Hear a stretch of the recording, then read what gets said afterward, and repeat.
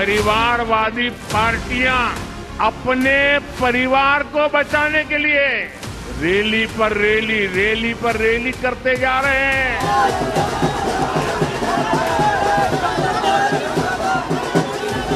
इनके कथनी और करनी में भारी अंतर। पहली सभा ही वहीं कर रहे हैं, वहां जाकर के क्या बोलेंगे?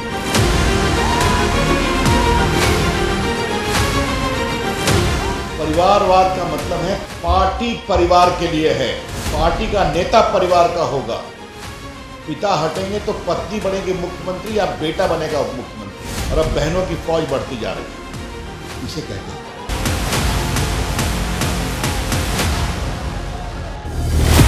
बिहार के सबसे बड़े सियासी खानदान की एक और संतान ने जैसे ही सक्रिय सियासत में सीधी एंट्री की, वैसे ही फैमिली पॉलिटिक्स पर नए सिरे से कुछ यूं घमासान मच गई। वोट की खातिर वाकयुद्ध शुरू हो गया।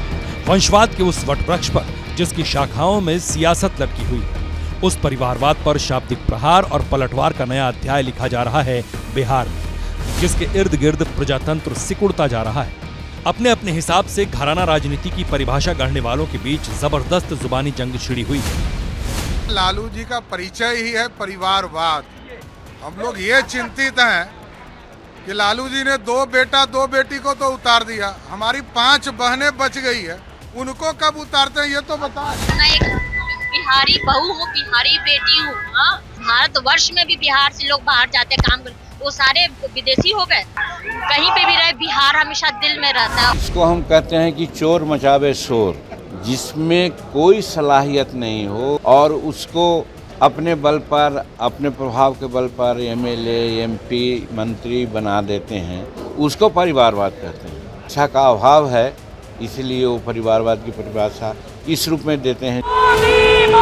चुनाव की तारीखों के ऐलान के बीच उस फैमिली पॉलिटिक्स को लेकर एक दूसरे को आरोपों के चक्रव्यूह में खड़ा किया जा रहा है, जिसने राजनीतिक पार्टियों को प्राइवेट लिमिटेड पार्टी बनाकर छोड़ दिया है लोकतंत्र के नाम, और इसमें कमोबेश हर दल का अभूतपूर्व योगदान है। ऐसे में लोगों के मन में सवाल है, क्या बिहार के वोटर पर परिवारवाद फैक्टर का असर पड़ने वाला है? कैंडिडेट के ऐलान के बाद बिहार का सियासी मिजाज कितना बदला है?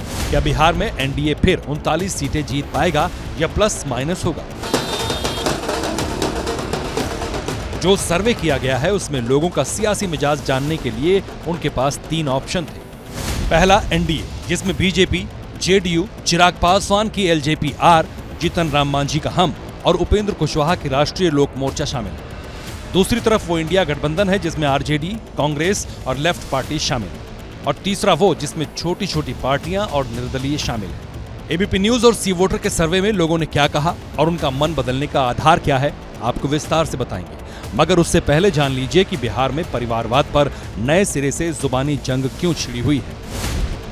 चिराग पासवान ने जमुई से लोकसभा का टिकट अरुण भारती को दिया है। अरुण भारती चिराग पासवान के बहनोई हैं। यही वजह है कि आरजेडी के नेता ने परिवारवाद को हथियार बनाकर बीजेपी पर पलटवार किया। मोदी जी, कल आप जहां आ रहे हैं, चिराग पासवान के अपने बहनोई हैं। क्या बहनोई परिवार नहीं होता है?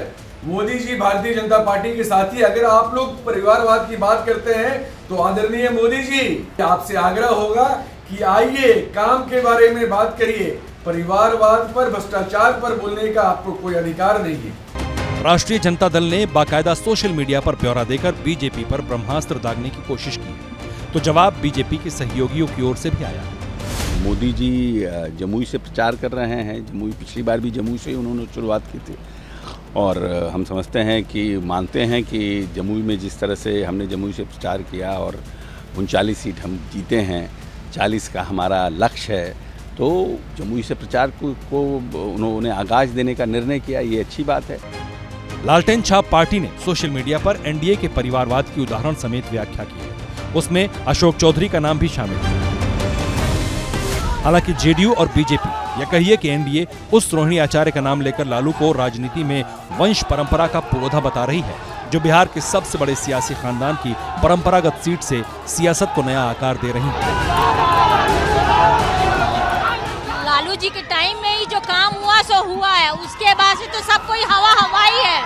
तो इस बार जनता की मांग है, इसलिए मैं आई हूँ। बाकी जितने भी अधूरे काम रह गए मैं सब पूरा करूंगी। मेरी रहेगी समृद्ध, सुंदर समृद्ध सारण बनाना है, बहन बेटियों को समान अधिकार दिलाना, शिक्षा स्वास्थ्य सब कुछ करना है मेरे। सारण से इस बार बीजेपी ने उन्हीं राजीव प्रताप रूडी को महासमर में उतारा है जो लालू यादव के खिलाफ भी चुनाव लड़ चुके हैं। राबड़ी देवी के विरुद्ध भी, और अब की बार लालू राबड़ी की लाडली के खिलाफ लड़ने की तैयारी है। विकास को लेकर राजीव प्रताप रूडी ने कुछ यूं ब्यौरा दिया।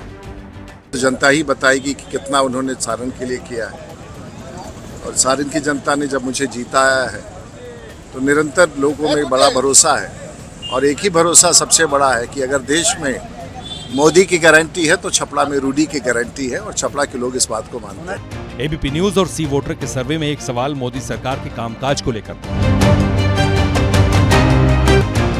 लेकिन जब प्रधानमंत्री मोदी के कामकाज को लेकर लोगों से सवाल पूछा गया तो कितने लोग संतुष्ट दिखे वो जान लीजिए।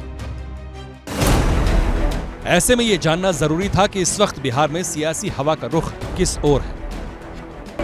बिहार में एनडीए और इंडिया गठबंधन में इस वक्त भी करीब 16% का फासला है। अब जरा समझिए कि करीब 3 हफ्ते पहले क्या स्थिति थी। तो आगे का सवाल है कि आमने सामने खड़े दोनों गठबंधन के बीच 1% वोटों की बढ़ोतरी कैसे हुई। पिछले 3 हफ्ते में किस फैक्टर ने सबसे ज्यादा असर किया है।